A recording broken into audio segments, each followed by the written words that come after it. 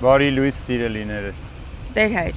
ինչու Հովանես Մկրտիչն իր աշակերտներին ուղարկեց Քրիստոսի մոտ հարցնելու. դու ես որ պիտի գաս, թե ուրիշին սպասենք։ Սիրելիներս, իրականում Հովանես Մկրտիչը այդ հարցի կարիքը չուներ։ Հովանես Մկրտիչը վստահ էր, որ Հիսուսը Մեսիան է, աշխարհի փրկիչն է, որովհետև դեռ չծնված, երբ Աստվածամայրը Հովանես Մկրտչի մոր Եղիսաբեթին այցելության գնաց, Հովանես իր մոր որովայնից երկրպագեց Հիսուս Քրիստոսին։ Դրա համար նրա մայրն ասաց. որտեղ ինձ այս պատի, որ իմ տիրոջ մայրը ինձ այցելության եկա, երբ որ քո ողջունի ձայնը լսեցի,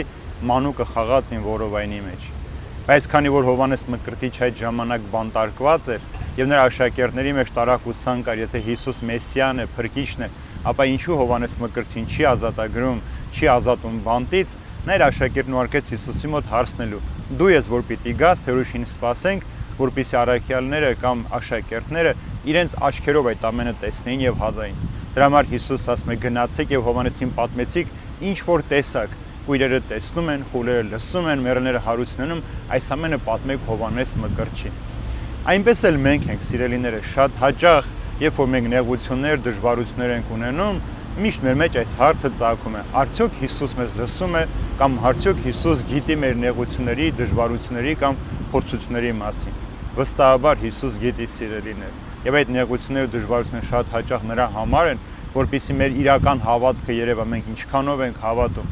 Հովանես Մկրտչի աշակերտները Հիսուսի մասին շատ լսել էին ու տեսել էին, բայց քանի որ իրենց ուսուցիչը բանտարկված էր, իրենք էլ գիտեն, որ Մեսիան պիտի գա մարդկանց ազատի, Իսրայելը գերությունից ազատի, եւ հատկապես Հովանես Մկրտիչը մարգարե լինելով բանտարկված է, ապա Հիսուս ինչու չի գալիս Իսրայելին ազատելու համար։ Դրա համար, երբ որ աշակերտներն գնացին,